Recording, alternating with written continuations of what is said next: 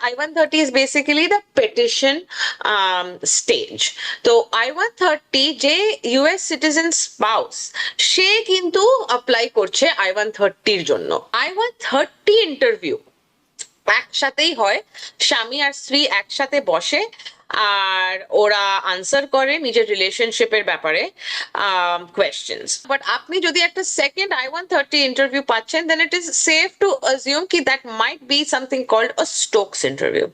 Stokes interview means ওরা আপনাকে রিইভ্যালুয়েট করতে চাইছে কি আপনার ম্যারেজটা রিয়েল নাকি না। আমরা জানতে চাচ্ছি, এই যে আপনি বললেন যে দুটো প্রশ্নের যদি উত্তর আলাদা হয় তখন কি হয়। অ্যাটর্নি রাঞ্জা বোস, আপনার কাছে একটু জানি, শুরুতে যে প্রশ্নটি দিয়ে শুরু করতে হয় I-130 ফর্ম, এটি আসলে কি, এটি কেন দরকার হয়, এটি কেন গুরুত্বপূর্ণ?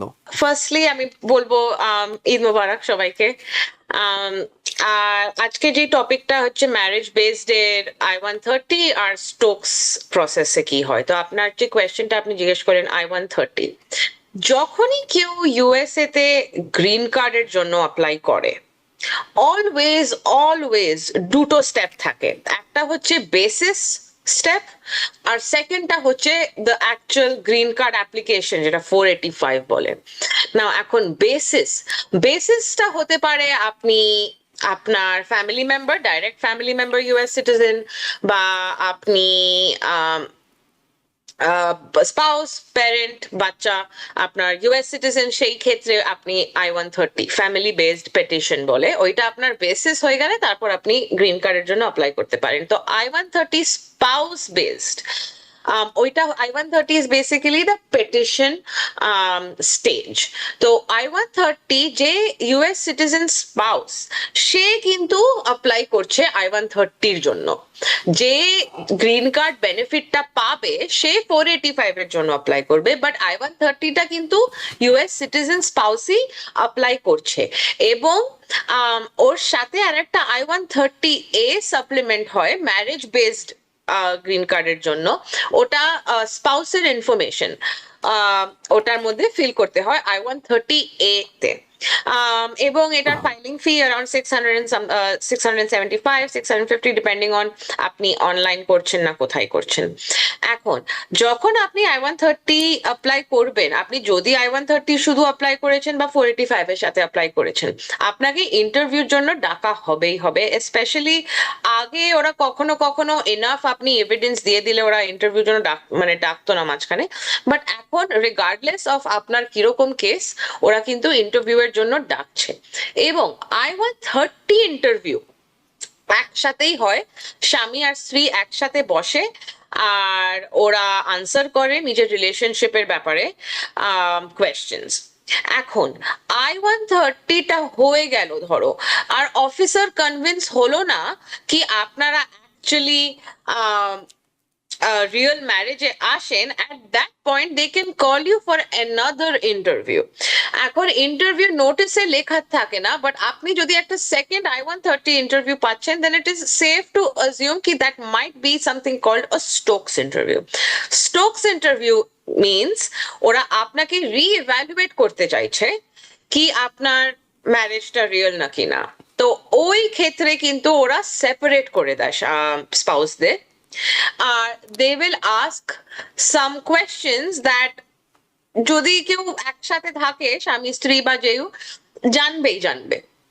যেরকম আপনি যেরকম এক্সাম্পল ঠিক দিয়েছিলেন, ঢুকে ফার্নিচার কি আছে ফর এক্সাম্পল, এইটা তো স্বামী স্ত্রী রোজ ঢুকছে, বাড়িতে কাজ করে ঢুকছে, বলছে আমরা একসাথে থাকবে, অবভিয়াসলি জানবেন। ওয়ালে কোনো ছবি আছে নাকি না, দিস আর ভেরি, আপনি যেরকম বললেন, ভেরি সিম্পল কোয়েশ্চেন্স, বাট একসাথে যদি কেউ দুজন থাকে দে উইল নো।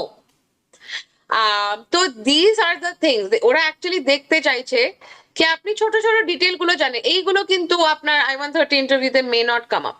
I-130 ইন্টারভিউতে সত্যি দুজনকে জিজ্ঞেস করে আপনার স্টোরি, আপনি কখন মিলেছেন, কখন আপনার রিলেশনশিপ ফ্লোরিশ হলো, কে খাবার বানায়, কে ক্লিন করে বা হোয়াট এভার। বাট স্টোকস ইন্টারভিউতে কিন্তু ভীষণ পয়েন্টেড কোয়েশ্চেন জিজ্ঞেস করবে, এবং এটাও জিজ্ঞেস করতে পারে কি আপনার বিল্ডিং এ আশেপাশে কোনো দোকান টোকান আসে নাকি না।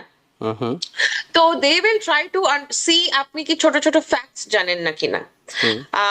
আর তারপর যখন ওরা ফার্স্ট স্পাউসকে এসে জিজ্ঞেস করবে, সেকেন্ড স্পাউসকে ডাকবে, যদি আনসার ডিফারেন্ট হয় তারপর কিন্তু ওরা দুজনকেই ডেকে আবার জিজ্ঞেস করবে আপনাদের আনসার কেন ডিফারেন্ট ছিল। ওকে। সো স্টোকস ইন্টারভিউতে three phases, spouse one, spouse two, and then আর একটা হয় লাস্টে দুজনকে মিলিয়ে। তার মানে আমরা শুরুতে বলছিলাম যে এটা খুব সহজ একটা প্রক্রিয়া, কিন্তু এইখানে এখন আমরা দেখছি স্টকস ইন্টারভিউ হয়। এটি সাধারণত যে ইমিগ্রেশনের ইন্টারভিউগুলো হয় তার থেকে আলাদা কেন, মানে কিভাবে আলাদা এটি? হ্যাঁ, তো আলাদা ফার্স্টলি সেপারেট করা হয়। ইউজুয়ালি এতগুলো I-130 ইন্টারভিউ একসাথে করে ফ্যামিলি মেম্বারদের। The biggest difference is Stokes you are separated. আর সেকেন্ড, স্টোকস ইন্টারভিউতে কিন্তু ওরা যদি আপনি ধরো স্বামী আর স্ত্রী ডিফারেন্ট আনসার দিল, ওরা কিন্তু এসে দুজনকেই লাস্টে দুজনকে জিজ্ঞেস করবে আনসার আপনার ডিফারেন্ট কেন হয়েছে। ওকে। ওটা কিন্তু আপনাকে একটা ভায়াবল হতে পারে different answer, it is possible, we are all human. লোকেদের ইন্টারপ্রিটেশন ডিফারেন্ট হয়, একজন হয়তো বলে দিল অফ হোয়াইট আর একজন বলে দিল beige. That is something that can be explain, right? But বড় জিনিস ধরো বলে কি হ্যাঁ আমি বিফ তো আমার কোনো খাওয়ার প্রবলেম নেই, কিন্তু অন্য কেউ বললো আমি এই জানি আমি বিফ খাই না, that is the kind of difference ওরা জিজ্ঞেস করবে কি কেন এত এত কেন ডিফারেন্স হলো।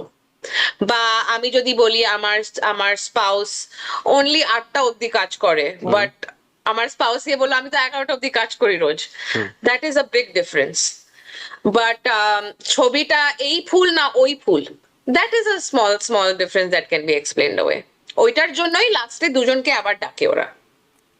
ওকে, আমরা যে বিষয়টি আপনার কাছে জানতে চাই সেটি হলো যে অনেক সময় তো মানুষ ভুলে যান, মানে খুব স্বাভাবিকভাবে স্মৃতিশক্তির কারণে, যেটি আমরা বলছিলাম যে ভুলে যান, কিংবা পারসেপশনটা আলাদা থাকে। অর্থাৎ আপনাকে হয়তো জিজ্ঞেস করা হলো যে আপনি কি রাগী, আপনার হাজবেন্ড কি রাগী, আপনি বললেন হ্যাঁ ও তো খুব রাগী, কিন্তু আপনার হাজবেন্ডকে জিজ্ঞেস করলো আপনি কি রাগী, উনি তো বলবেন না আমি তো একদম পানির মতো শান্ত, একেবারেই শান্ত। পারসেপশন ভিন্ন।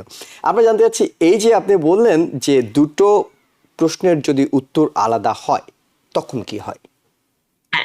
তো স্যার ফার্স্টলি স্টোকস ইন্টারভিউতে they are not trying to figure out things like ওনার কি রাগী নাকি না, কারণ এটা সত্যি ভীষণ সাবজেক্টিভ জিনিস। ওকে।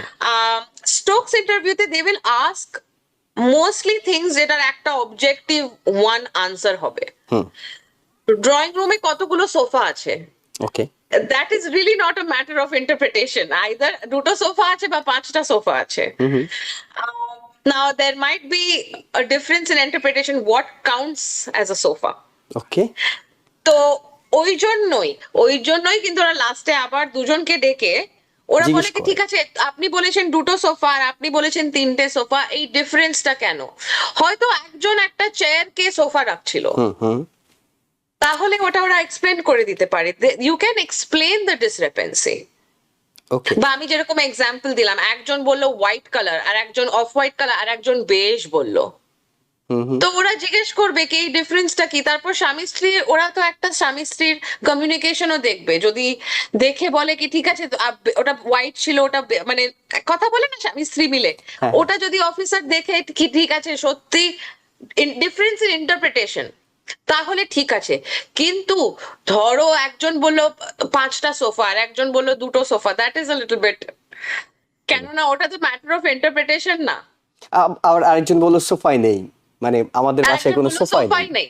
বা আরেকজন বললো কোনো পিকচার নেই আর একজন বললো কি পুরো পিকচার আছে, দ্যাট ইজ আ কমপ্লিটলি মানে বোঝাই যাচ্ছে কি কোনো ডিফারেন্ট রিয়ালিটিতে আছে দুজনে, then that is a red flag. Okay.